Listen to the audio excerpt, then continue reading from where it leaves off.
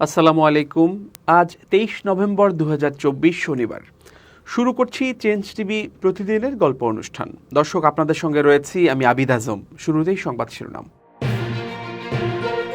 আওয়ামী লীগকে নির্বাচন করতে দেয়া হবে কিনা স্পষ্ট জবাব দিলেন উপদেষ্টা নাহিদ। লক্ষ্মীপুরে মাহফিল বন্ধ নিয়ে যা বললেন বিএনপি ও জামাতের নেতারা। জাতীয় নির্বাচনের আগে স্থানীয় নির্বাচনের আহ্বান ডক্টর তোফায়েলের। এবার বিস্তারিত। আগামী নির্বাচনে আওয়ামী লীগের অংশগ্রহণে বিএনপির কোনো আপত্তি নেই বলে ইতোমধ্যে জানিয়েছে দলটি। অন্তর্বর্তী সরকারের প্রধান উপদেষ্টা ডক্টর মোহাম্মদ ইউনূসও বলেছেন, বিএনপি যেহেতু চাইছে, সুতরাং আওয়ামী লীগ নির্বাচনে অংশ নিলে বাধা দেওয়ার কোনো ইচ্ছা এই সরকারের নেই। অন্যদিকে জামাতের আমির ডাক্তার শফিকুর রহমানও ইতিবাচক মতামত দিয়েছেন। এ নিয়ে ছাত্র জনতার মধ্যে ব্যাপক অসন্তোষ বিরাজ করছে। এরকম প্রেক্ষাপটে হাটে হাড়ি ভেঙে দিয়ে হুঙ্কার দিলেন ডাক, টেলিযোগাযোগ ও তথ্য প্রযুক্তি উপদেষ্টা মোহাম্মদ নাহিদ ইসলাম। বিচার প্রক্রিয়া শেষ না হওয়া পর্যন্ত আওয়ামী লীগের রাজনৈতিকভাবে মাঠে থাকার সুযোগ নেই বলে মন্তব্য নাহিদ ইসলামের।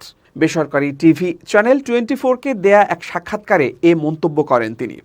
আওয়ামী লীগ প্রসঙ্গে উপদেষ্টা বলেন, তারা একটা গণহত্যা করেছে, তাদের সত্যটা স্বীকার করতে হবে, তাদের বিচারে অংশগ্রহণ করতে হবে। বিচার প্রক্রিয়া শেষ না হওয়া পর্যন্ত আওয়ামী লীগের নৈতিক ও রাজনৈতিকভাবে মাঠে থাকার কোনো অধিকার ও সুযোগ নেই। তিনি বলেন, গণমাধ্যমের স্বাধীনতার ক্ষেত্রে অন্তরায় যে আইনগুলো রয়েছে সেগুলো পর্যালোচনা হবে। অর্থনৈতিক ও রাজনৈতিক নিরাপত্তা এবং বিভিন্ন কর্পোরেটদের যে মালিকানার বিষয় রয়েছে সেগুলো আলোচনা পর্যালোচনা করে জনমতের মাধ্যমে একটি রূপরেখা করার চেষ্টা করব। গণমাধ্যম কর্মীরা যাতে নির্বিঘ্নে ও স্বাধীনভাবে গণমাধ্যম চর্চা করতে পারেন সেটার জন্য পদক্ষেপ নেওয়া হবে বলে জানান তথ্য উপদেষ্টা। নির্বাচন প্রসঙ্গে উপদেষ্টা মোহাম্মদ নাহিদ ইসলাম বলেন, মানুষের যে জন আকাঙ্ক্ষা সেটির প্রতি সরকার দায়বদ্ধ, কোনো দলের প্রতি নয়। সংস্কার কমিশনগুলোর যে রিপোর্ট আসবে সেই রিপোর্ট অ্যানালাইসিস করে রাজনৈতিক দলগুলোর সঙ্গে আলোচনা করে রূপরেখার ভিত্তিতে নির্বাচনী রোডম্যাপ ঘোষণা করা হবে। জুলাই শহীদ স্মৃতি ফাউন্ডেশনের সাধারণ সম্পাদক সার্জিস আলম বলেছেন, জুলাইয়ের গণঅভ্যুত্থানে শহীদদের হত্যাকারী খুনি হাসিনা এবং তার দোসরদের বিচারের কথা না বলে যারা তাকে ও তার দোসরদের রাজনীতিতে পুনর্বাসনের কথা বলে, আমরা মনে করি তারাও ফ্যাসিস্টের দোসর। তিনি বলেন, হত্যাকারী খুনিদের বিচার না হওয়া পর্যন্ত আমরা থামব না। বরিশালে জুলাইয়ের গণঅভ্যুত্থানে শহীদ পরিবারগুলোর মধ্যে সহায়তার চেক বিতরণকালে তিনি এসব কথা বলেন। সার্জিস আলম বলেন, যে নবজাতক শিশু জন্ম নেয়ার আগেই বাবাকে হারালো তাকে আমরা কি জবাব দেব? আমরা সহজে সব ভুলে যাই, 16 বছর ভুলে যাই, গুম খুন হত্যা ভুলে যাই, কিন্তু এদেশের ছাত্র সমাজ এবার আর ভুল করবে না। তিনি বলেন, আমরা সকল হত্যার বিচার নিয়েই ঘরে ফিরব, আর কোনো ফ্যাসিস্টকে রাষ্ট্র ক্ষমতায় বসতে দেয়া হবে না।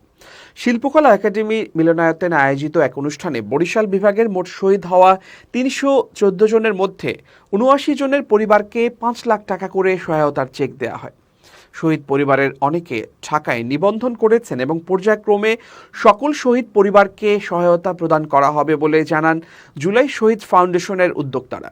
অনুষ্ঠানে উপস্থিত ছিলেন বরিশালের জেলা প্রশাসক দেলোয়ার হোসেন এবং সিভিল সার্জন মারিয়া হাসান।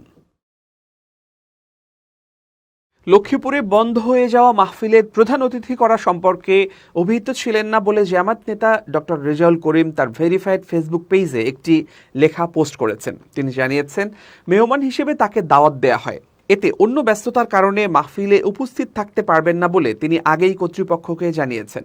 তিনি জামায়াত ইসলামের ঢাকা মহানগরী উত্তরের সেক্রেটারি। একইভাবে মাহফিল সম্পর্কে ন্যূনতম অবগত ছিলেন না বলে বিএনপির যুগ্ম মহাসচিব শহীদ উদ্দিন চৌধুরী এই নিয়ে তার ভেরিফাইড ফেসবুক পেজে একটি লেখা পোস্ট করে প্রতিবাদ জানিয়েছেন। শুক্রবার দিবাগত রাত 12টার দিকে এনি চৌধুরী ও রাত 2টার দিকে রেজাউল করিম তাদের ভেরিফাইড ফেসবুক স্ট্যাটাস দিয়ে মাহফিল নিয়ে তাদের মন্তব্য জানিয়েছেন।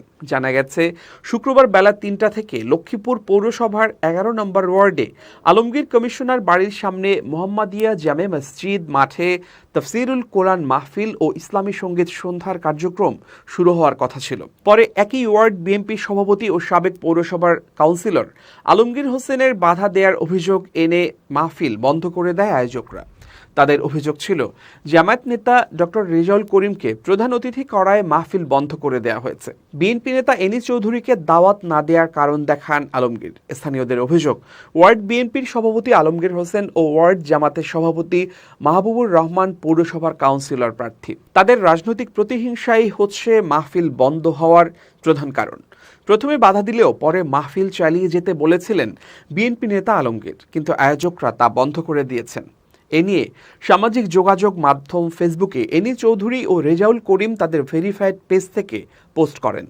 জামায়াতের ঢাকা মহানগরীর উত্তরের সেক্রেটারি ডক্টর রেজাউল করিম তার ফেসবুক পোস্টে উল্লেখ করেন, লক্ষ্মীপুর 11 নম্বর ওয়ার্ডে মেহমানকে কেন্দ্র করে মাহফিল বন্ধ।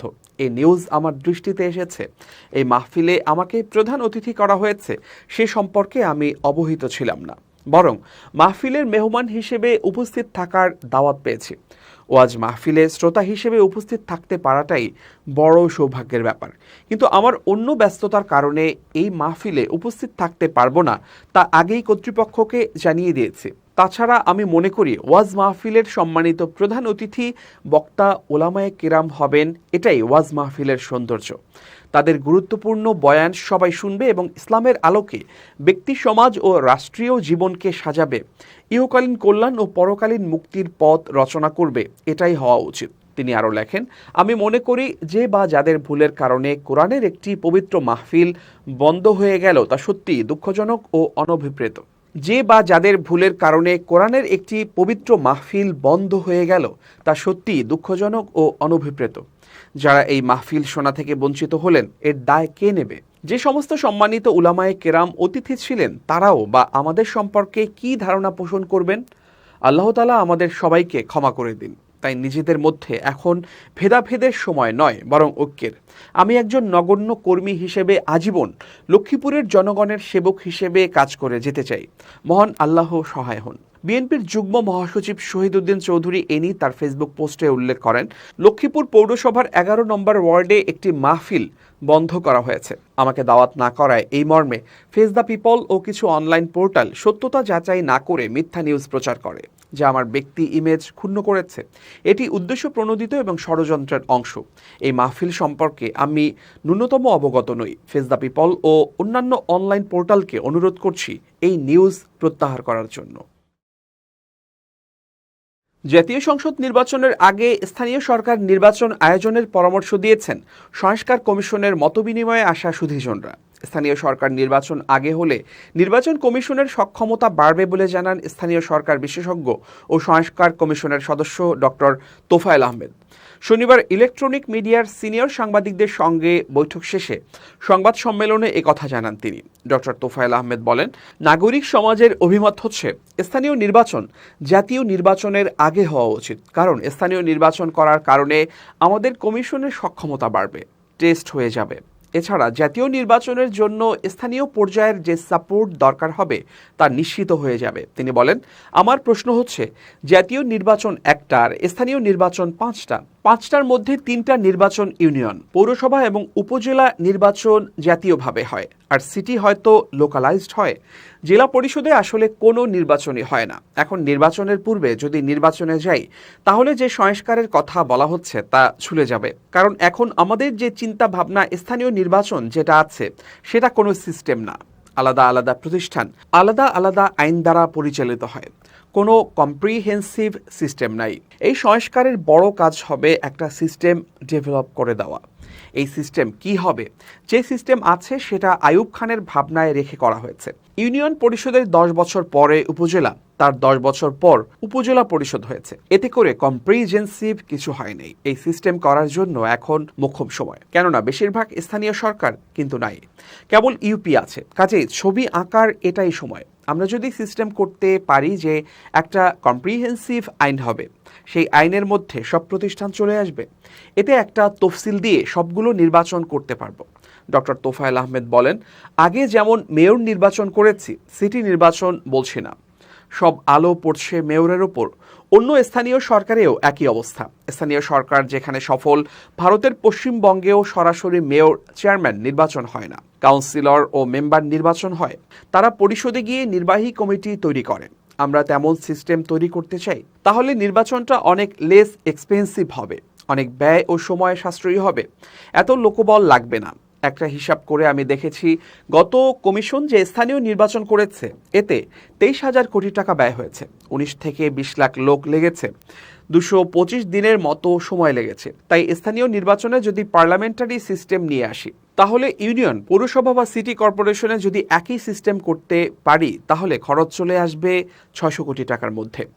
লোক লাগবে 8 লাখ, সময় লাগবে 45 দিন। তাহলে এই সিস্টেমে যাওয়ার জন্য অধ্যাদেশ করে যদি যান, তাহলে জাতীয় নির্বাচনের আগে স্থানীয় নির্বাচনে যাওয়া সম্ভব।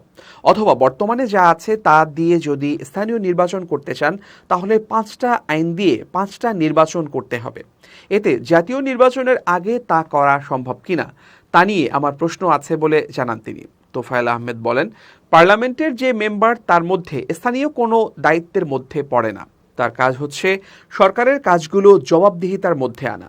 উনি যদি সমস্ত উন্নয়ন করেন, তাহলে তো কনফ্লিক্ট অব দ্য ইন্টারেস্ট হলো। তিনি জবাবদিহিতা করাবেন কাকে? সুতরাং সংবিধান অনুযায়ী এমপিরা এটা পারে। এবার খুব জরুরি 1 মিনিট জানাচ্ছেন ইউনেস্কো ক্লাব পুরস্কার বিজয়ী সাংবাদিক আমিরুল মোমেনিন মানিক। খুব জরুরি 1 মিনিটে প্রত্যেককে আমন্ত্রণ। প্রিয় বন্ধুরা, আমরা প্রত্যেকেই সামাজিক যোগাযোগ মাধ্যম ব্যবহার করছি এবং নিঃসন্দেহে অন্যের অনুভূতি জানতে পারছি এবং উপকৃত হচ্ছে। কিন্তু একটা বিষয় অবশ্যই খেয়াল রাখবেন, আবেগের আতিশয্যে কেউই ব্যক্তিগত মুহূর্তের ছবি শেয়ার করবেন না।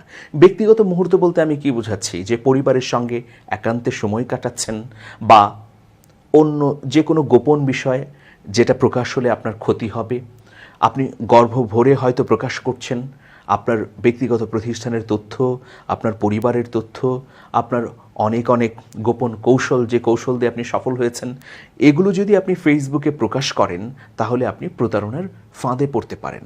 আর ওই যে ছবির কথা বললাম, এই ধরনের ব্যক্তিগত মুহূর্তের ছবি ব্যবহার করে প্রতারক চক্র আপনাকে ভয়াবহ ক্ষতি করতে পারে। নিশ্চয়ই জানেন যে ডিপ ফেক বলে একটা অ্যাপস বা প্রযুক্তি বেরিয়েছে। এই প্রযুক্তির মাধ্যমে আপনার যে কোনো ধরনের ভিডিও তৈরি করতে পারবে প্রতারক চক্র। আপনার বিভিন্ন অ্যাঙ্গেলের, বিভিন্ন ধরনের, বিভিন্ন মুহূর্তের ছবি এই জন্যে প্রয়োজন হবে। সুতরাং আসুন ফেসবুককে সুন্দর রাখি, পরিচ্ছন্ন রাখি, নিজে নিরাপদ থাকি, অন্যকেও নিরাপদ থাকতে সহযোগিতা করি। ভালো থাকবেন, শুভেচ্ছা নিরন্তর। এবার দেশের বাইরের প্রসঙ্গ। গাজায় যুদ্ধাপরাধ ও মানবিক অপরাধের অভিযোগে ইসরায়েলের প্রধানমন্ত্রী বেনিয়ামিন নেতানিয়াহুকে গ্রেপ্তারের জন্য যে পরোয়ানা জারি করেছে আন্তর্জাতিক অপরাধ আদালত, তা আমলে নিয়ে তাকে গ্রেপ্তারের প্রতিশ্রুতি দিয়েছে ইউরোপের দেশগুলোর জোট, ইউরোপীয় ইউনিয়নের 7 সদস্য রাষ্ট্র। এই সদস্য রাষ্ট্রগুলো হলো Netherlands, Switzerland, Ireland, Italy, Sweden, Belgium এবং নরওয়ে। এদিকে যুক্তরাজ্য নেতানিয়াহুর বিরুদ্ধে ইতোমধ্যে গ্রেফতারি পরোয়ানা জারি করেছে। গত মে মাসে নেতানিয়াহু, গ্যালান্ত এবং গাজা উপত্যকা নিয়ন্ত্রণকারী গোষ্ঠী হামাসের সামরিক শাখার প্রধান মোহাম্মদ দেইফ, হামাসের তৎকালীন প্রধান ইসমাইল হানিয়া ও গাজার হামাস প্রধান ইয়াহিয়া সিনওয়ারের বিরুদ্ধে গ্রেফতারি পরোয়ানা জারির আবেদন করেন আইসিসির কৌঁসুলি করিম খান। তার সেই আবেদনে সাড়া দিয়ে বৃহস্পতিবার নেতানিয়াহু, গ্যালান্ত এবং মোহাম্মদ দেইফের বিরুদ্ধে গ্রেপ্তারি পরোয়ানা জারি করেন নেদারল্যান্ডসের হেগ শহরে অবস্থিত আন্তর্জাতিক আদালত। হানিয়া এবং সিনওয়ার ইতোমধ্যে নিহত হওয়ায় তাদেরকে এ তালিকা থেকে বাদ দেওয়া হয়েছে। এদিকে আইসিসির এই পরোয়ানা জারি পশ্চিমা বিশ্বে মিশ্র প্রতিক্রিয়ার সৃষ্টি করেছে। কয়েকটি রাষ্ট্র জানিয়েছে যে তারা আদালতের পরোয়ানা মেনে নিয়ে নেতানিয়াহুকে গ্রেপ্তারের জন্য প্রস্তুত। অনেকে আবার নেতানিয়াহুর প্রতি সমর্থনও জানিয়েছেন। বৃহস্পতিবার পরোয়ানা জারির পর ইতালির প্রতিরক্ষা মন্ত্রী গুইদো ক্রোসেত্তো এক সাক্ষাৎকারে বলেছেন, আমি মনে করি নেতানিয়াহু এবং গ্যালান্তের সঙ্গে হামাসের সামরিক শাখার প্রধানকে এক লেভেলে বিচার করা আইসিসির একটা ভুল। তবে এই পরোয়ানা প্রত্যাহার কিংবা অকার্যকর হওয়ার আগে নেতানিয়াহু কিংবা গ্যালান্ত যদি ইতালি সফরে আসেন, তাহলে বাধ্য হয়েই তাদেরকে গ্রেপ্তার করতে হবে আমাদের।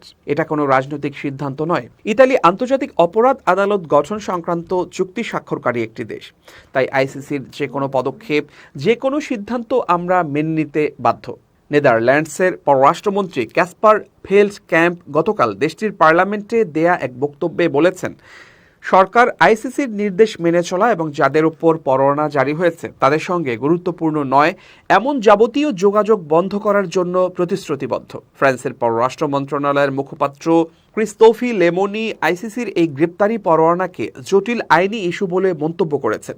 তবে নেতানিয়াহু ফ্রান্স সফরে এলে তাকে গ্রেপ্তার করা হবে কিনা সে ব্যাপারে কোনো মন্তব্য করেননি তিনি। এদিকে হাঙ্গেরির প্রধানমন্ত্রী ভিক্টর অরবান আইসিসির এই পদক্ষেপের নিন্দা জানিয়ে বলেছেন তিনি শিগগিরই ইসরায়েলের প্রধানমন্ত্রীকে হাঙ্গেরি সফরের জন্য আমন্ত্রণ জানাবেন।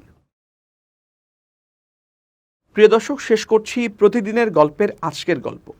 change.tv.press বাংলাদেশের ইউটিউব জার্নালিজমের অগ্রদূত। ভিজিট করুন এর ওয়েবসাইট www.changetv.press, youtube.com/changetvpress এবং সাবস্ক্রাইব করুন চ্যানেলটি। নিয়মিত লাইক, কমেন্ট ও শেয়ার করে আপডেট রাখুন নিজেকে। ভালো থাকুন, নিরাপদে থাকুন, শুভেচ্ছা নিরন্তর।